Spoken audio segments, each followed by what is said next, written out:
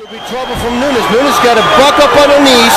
Davis got to jump up on her knees and escape there. Davis. Another shots by Zingano. Yeah, another good elbow and then a right hand. Wow, beautiful. You know, that's what we said from the beginning. You know, if she can't score a takedown. Welcome to DROD'S MMA and Boxing, where you get the latest and the greatest about the extra stuff. Amanda Nunes out here in these streets running her mouth, being disrespectful to the very person that she should be most thankful for. Y'all know who I'm talking about. I mean, if it wasn't enough that after the fight, she mocked and teased Ronda's corner, she then went on to devalue and discredit what Ronda has accomplished in the sport of MMA. Never mind that without Ronda, she'd be somewhere in the streets of Rio kicking old Coke cans. Forget the fact that Ronda sold over 1 million pay-per-view buys without a single interview, placing her on the biggest stage of her career. I mean, she should be kissing the ground that Ronda walks on instead of being an ungrateful hype job. Yeah, that's right. I said hype job. Because she's hyping herself up at the expense of minimizing someone else's career. TMZ interviewed her, and this is what she had to say. I don't know how Ronda went too far in this business. I don't understand how those gals lost to Ronda Rousey. Those gals. What gals she's talking about? Hang on, I'll get there in a second. So they then went on to ask her, is Ronda overhyped? Yeah, for sure. UFC make this happen. I mean, wow. This chick has lost her darn mind. She's saying that the UFC made Ronda Rousey and overhyped her and made her more than what she is. I mean, and y'all buying this stuff. I mean, y'all listen to Huntington Beach bad girls and ex-dope heads that can't seem to pass a drug test if their life depended on it. I mean, one of these guys, they can't even get in the UFC because they can't seem to pass a darn drug test. But you put so much weight on what they're saying, you just credit everything they're saying because, my God, the person who lied several times and can't pass a drug test, they have to be telling the truth somewhere. They can't even tell the truth that what drug they took. But, all right, back to Amanda Nunes. Since she's this glorified fighter and Ronda Rousey is such a weak person that the division caught up with, let's discuss some of her losses. Because last time I checked, that's what matters the most, right? I mean, because in fact, Ronda lost, we should stop watching her fight. Amanda Nunes is 14-4. That means 4 people have defeated her in her career. 2 of which no one even know of. You never even heard of these 2 girls.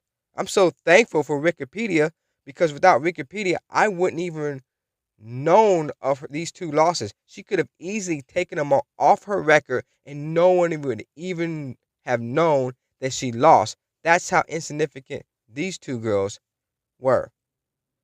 I mean, after all, they're insignificant because they were fighting for a lower promotion company and any overhyped job would have been able to beat them, right? I mean, because in fact, Ronda has beat nothing but cans. Maybe she could have beaten these 2 cans. I don't know. But I understand how apologetics may come to her case, so we're going to say that's early in her career. But there are 2 fighters who we can discuss because we do know of them. These 2 fighters are Cat Zingano and Alexis Davis, 2 fighters of which Ronda faced also.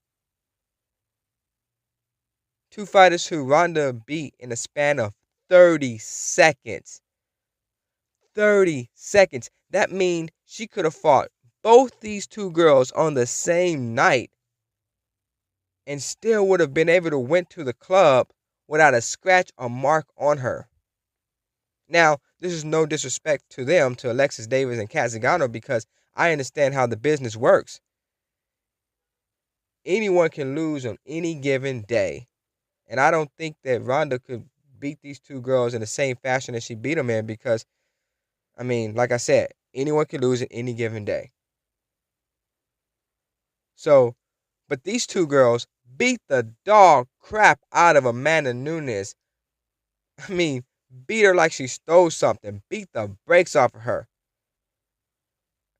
Alexis Davis beat her so bad, I think that Amanda Nunes has amnesia of the loss. She can't even remember the loss because she's over here talking like she's just the best fighter in the world and Ronda Rousey is just an overhyped job. I mean she beat her so bad, I literally thought it was one of them YouTube videos where the chick was getting beat in the head and dragged across the darn concrete. I literally thought it was one of them old high school beat up, or you know, you got to be from the hood to understand this one where the mom, the old mother butt whooping. Get the stitcher cord out, huh? That's how bad Amanda Nunes was making her look. I mean, Alexis Davis. And then Kat Zingano, oh my goodness. Kat Zingano had highlight reel. I mean, whatever she wanted to do with her. She beat her standing up. She beat her on the ground. Elbows to the face. Ground and pound. Look at these elbows to the face. Vicious. Rocking the body. Making the knees buckle. Ground and pound was ridiculous. And then she was throwing her around like a rag doll. Just throwing her around. Old WWE style. Look to the side. Look to the audience and say, let the audience know that she's about to do the move. And then boom. DDT. Suplex. Ghostbuster. Just treating the girl like she's not even a factor. I didn't even think Amanda Nunes could even come back from these two losses. That's how bad she was getting beat. y'all buy this hype though. You buy this hype. You buy it. I mean, so we want to talk about her boxing. All right. Have you ever seen a boxer punch like this before? I mean, what is she swinging at? Swinging all wild and stuff? I've never seen Floyd Mayweather swing like that. I mean, if she's so bad, she should go fight Holly Holm. Be a boxer. Go box Holly Holm. Go head to head. No takedowns. Go head up. I mean, and what about this black belt in jiu-jitsu that I keep hearing about? Joe, tell me what you think about her black belt in jiu-jitsu. Nunes is making almost no effort to get up off the bottom, Mike. She's just sort of hanging on. Not doing a good job defensively, offering no offense. She's just getting beat up here. That's right. Ground and pound. Not doing nothing on the ground. But, hey, she's got a great jiu-jitsu game. She's a good boxer. The division caught up with Ronda Rousey. Get out of here. Get out of here. But the reason why I'm doing this video is because I don't like unsportsmanship and discrediting, kicking people while they're down. And I definitely don't like people saying that we shouldn't watch a fighter because they took a loss. If that's the case, then we shouldn't watch fight at all. I mean, your MMA would be just like boxing, where fighters are too afraid to fight each other because the fans would stop watching them and they would stop getting checks. What's the use of watching the fights? I mean, I watch the darn Oakland Raiders get beat every year, but I still watch and pay to see my best team play. But in fighting, when our best fighters lose, we want to stop watching the fight. That's just the most ridiculous and stupidest thing in the world, to think that a fighter who lost to two elite fighters, well, one elite and the other one, I think Amanda's a good puncher, but, I think she could be beaten. But there's no reason for you to stop watching someone fight.